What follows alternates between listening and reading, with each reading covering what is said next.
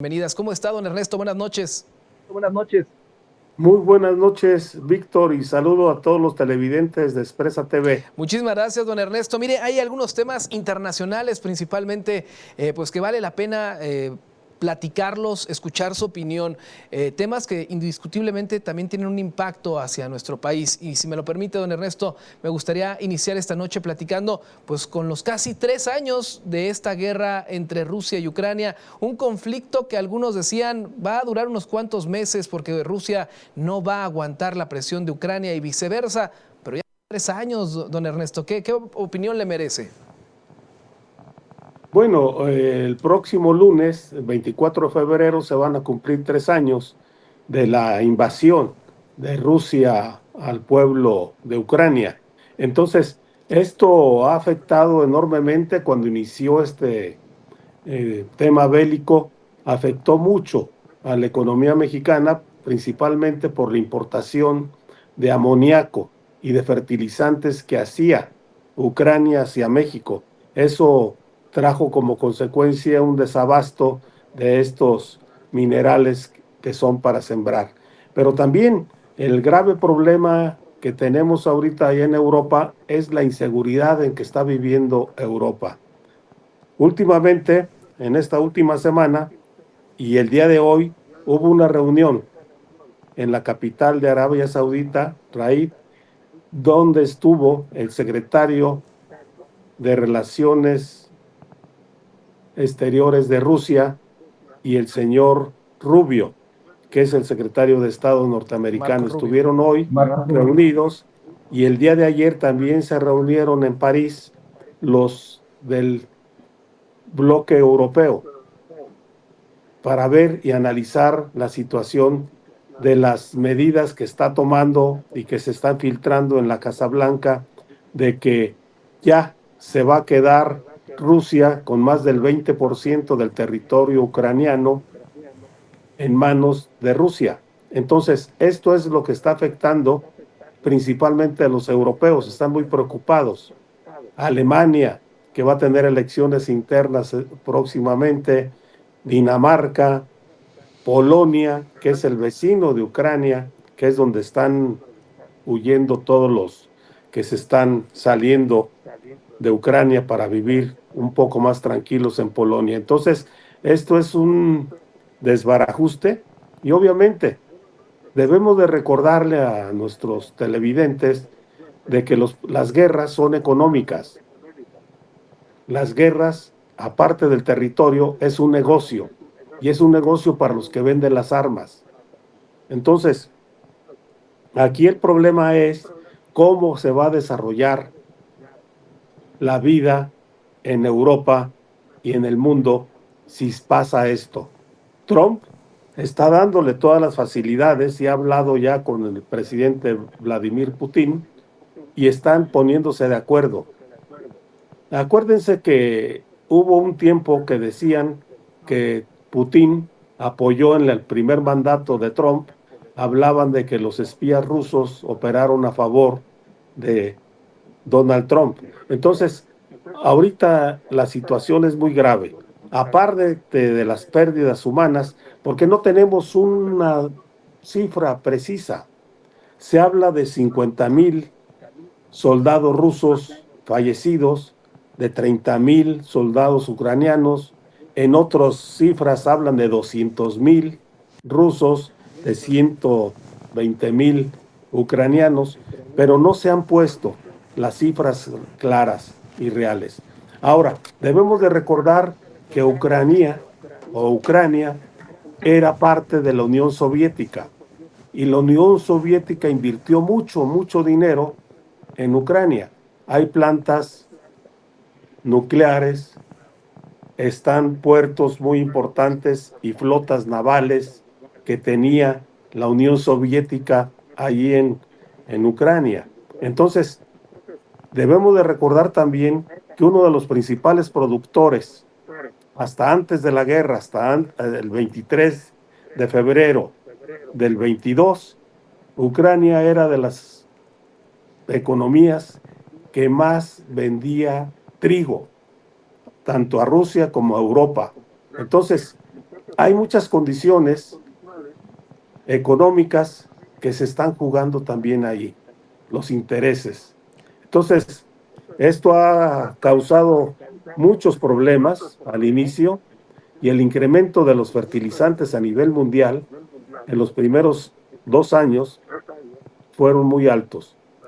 ¿Por qué? Porque los países, principalmente los que están en desarrollo, estaban comprándole los fertilizantes a Ucrania.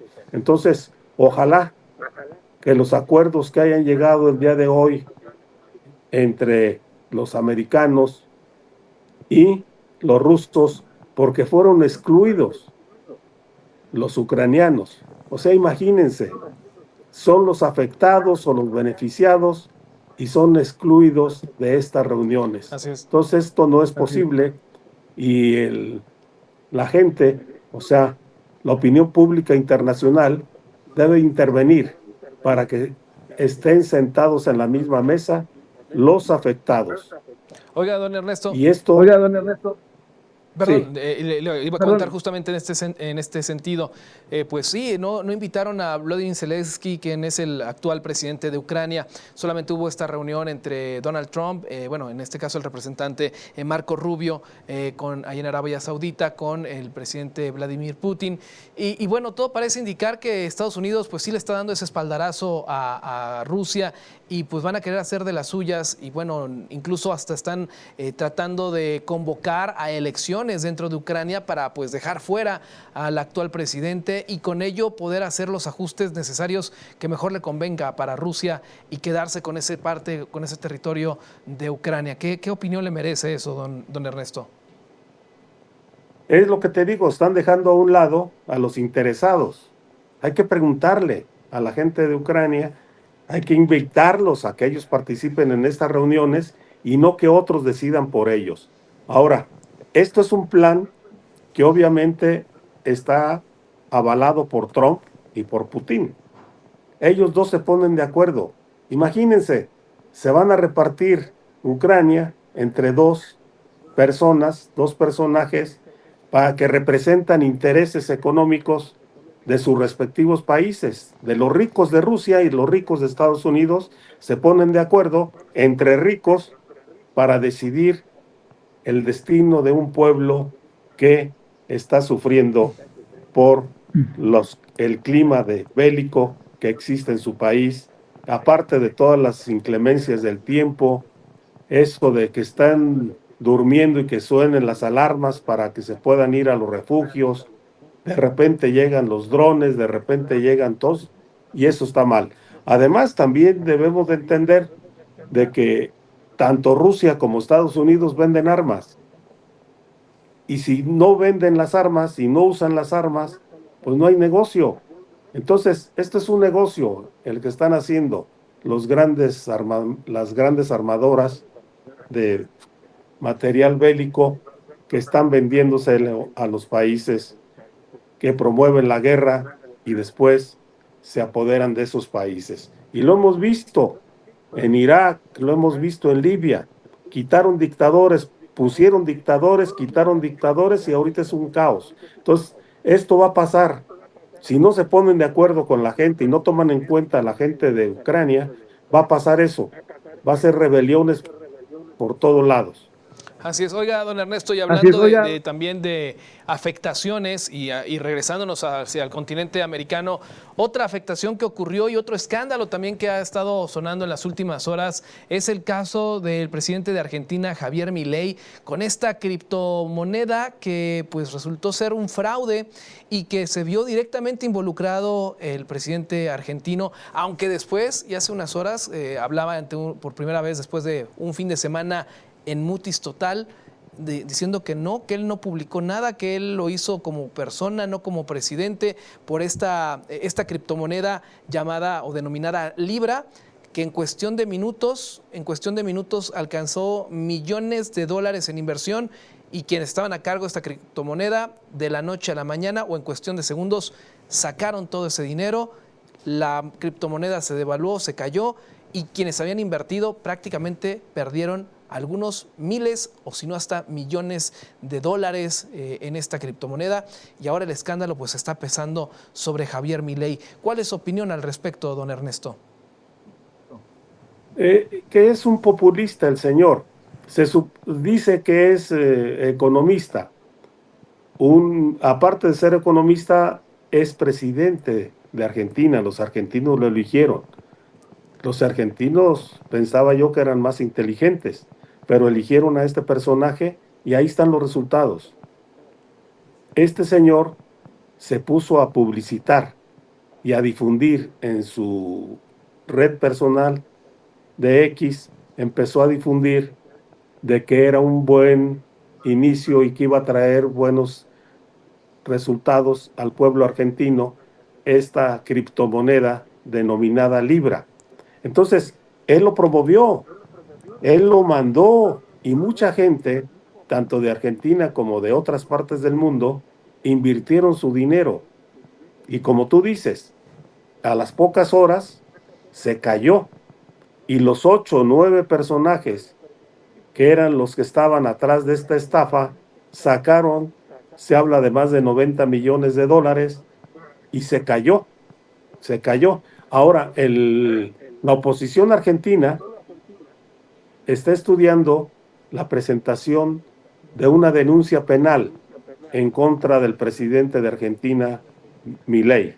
Y también hay denuncias penales de fraude en Estados Unidos en contra de Milei. Entonces, no debemos de los que son representantes de un país como es el presidente Milei, no puede intervenir ni promover asuntos de particulares, porque ahora se escuda él de que la gente que va al casino, así lo denomina él, van al casino y si pierden, pues es un asunto de particulares. Sí, es cierto, pero él promovió esta nueva criptomoneda denominada Libra. Él la promovió. La gente confía. No vio al economista, no vio a la persona física, vio al presidente de Argentina promoviendo esta criptomoneda que tan malas consecuencias le está dando a todos los inversionistas que invirtieron en ella. Entonces, aquí la enseñanza es de que los políticos no se tienen que meter en asuntos de particulares, ni a promover nada. Son asuntos públicos. No tiene un presidente de la República, no tiene un horario de 8 horas presidente o 10 horas presidente, sino son 24 horas presidente hasta que termine su mandato. Y lo que dice, hace y escribe es su responsabilidad. Ahora él va a tratar de eludir este juicio político que le quieren implementar en la Argentina, aparte de las denuncias que va a tener por promover a estos pillos que robaron y estafaron a muchos inversionistas argentinas y de otros países. Oiga, don Ernesto, y entonces sí tendrá que responder ante la justicia como presidente o como ciudadano. Es como presidente. Él tiene que responder como presidente. Si lo llaman las autoridades, el juicio político es como presidente, no es como persona física, no es como individuo, no es como ciudadano, es como presidente de Argentina.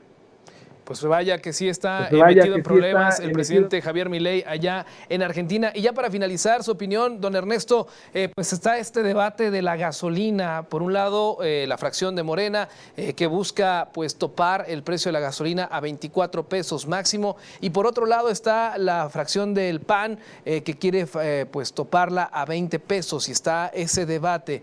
¿Cuál y por qué tiene que ser a 24? ¿Por qué no podría ser a 20 pesos, don Ernesto? El asunto es el precio internacional del petróleo. El grave problema que heredó la Cuarta Transformación fue la escasez de combustibles que se producen en el país. No tenemos la capacidad suficiente en este momento para poder procesar el petróleo y ser autosuficiente en la gasolina. Entonces, el problema es ese, que dejaron en total bancarrota a Pemex, en no operable, y ahora este gobierno de la Cuarta Transformación está tratando de ser autosuficiente, tanto en petróleo como en la producción de gasolina. Entonces, importamos el 50%, se produce en el extranjero, en Estados Unidos y en otras partes del mundo, y se importa. Y el valor que se paga es en dólares. Depende de la cotización del dólar, es el precio de la gasolina que llega a este país. El otro porcentaje es producción de petróleos mexicanos, que está incrementando todos los días este abasto de gasolina. Pero el costo promedio de la gasolina que se importa a este país está en 16 a 17 pesos, depende del valor del dólar. Entonces, por ejemplo, aquí en México hay más de 300 marcas de gasolineras. Están las extranjeras, Total, Móvil, Shell y todas estas, un montón de empresas que están importando petróleo y lo están vendiendo en México. Ahora, el problema de la gasolina no solamente es eso, sino el IEPS, el impuesto que se paga, con el cual se recaudan recursos para el gobierno mexicano, para el gobierno de la República, esos cientos de miles de millones de pesos que se recaudan por el impuesto. Pero es cierto, hay unos gasolineros que están abusando de ganar de 3 pesos por litro. Y entonces eso es lo que se quiere modular. Ahora los señores de Acción Nacional están diciendo que se paga a 20 pesos. Quiere decir que no se recaude IEPS para favor del gobierno de México. Y yo les pregunto, ¿y por qué no lo hicieron ellos? ¿Por qué no lo hicieron con Vicente Fox? Con Vicente Fox fueron las entradas multimillonarias en miles de millones de dólares por la venta del petróleo. ¿Y dónde se quedó ese dinero? Con Felipe Calderón, a más de $100 el barril de petróleo. ¿Y dónde se quedó ese dinero? Los gasolinazos empezaron con Felipe Calderón, continuaron con Enrique Peña Nieto y se detuvieron un poco con Andrés Manuel López Obrador y con la doctora Claudia Sheinbaum. Entonces, eso es lo que tenemos que hacer, ponernos de acuerdo, que no abusen. Mientras en unos lugares la venden a 22, 23 pesos, en otros lugares la venden a 25, 26 pesos el litro de gasolina. Eso es lo que tenemos que parar. La voracidad de unos cuantos. Y tenemos que hacerlo. Y la única forma de hacerlo es ser autosuficientes. Tenemos que apoyar a la presidenta Claudia Sheinbaum y a la dirección de Pemex para que mejoren, para que modernicen las 6 refinerías que se quedaron totalmente en chatarra. Entonces se está mejorando todo esto y se va a llegar a la meta de ser autosuficientes en el consumo de nuestra gasolina producida por petróleos mexicanos. Entonces vamos a esperar, el debate ahí está, la gente todos los días se da cuenta en qué gasolineras venden más barato y en qué gasolineras venden más caro. Y tenemos que decirle a la gente que digan dónde venden más caro para que no compren, porque cuando alguien no va a comprar, pues le tienen que bajar el precio. Entonces, tenemos que hacer eso. Es un tema político, es un tema económico y es un tema de producción de gasolina. Y vamos a ser autosuficientes primeramente, y tenemos que apoyar, tenemos que sacar adelante la industria petrolera, así como tenemos que sacar también a la industria energética relacionada con los fertilizantes. Los fertilizantes despojaron al pueblo de México de fertilizantes mexicanos en la época de Salinas, despojaron.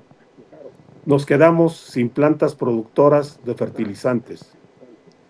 Que Pemex era el que daba todos los insumos para la producción de fertilizantes. Entonces, tenemos que voltear qué es lo que está pasando, tenemos que ver lo que ya pasó y tenemos que evitar los errores que se cometieron en el pasado para poder tener un petróleo mexicano más productivo, más eficaz, más eficiente. Don Ernesto, pues muchísimas gracias por esta participación del día de hoy. Hay temas, pues bueno, en el caso de la gasolina, estaremos al pendiente de la decisión que se tome. El diálogo, como usted lo menciona, será importante el consenso, sobre todo en beneficio para los mexicanos. Don Ernesto Prieto Ortega, fundador de Morena en Guanajuato, muchísimas gracias. Gracias, Víctor. Saludos, por favor, a todos y que tengan muy buenas noches. Muchísimas gracias. Vamos a una pausa. Regreso con más.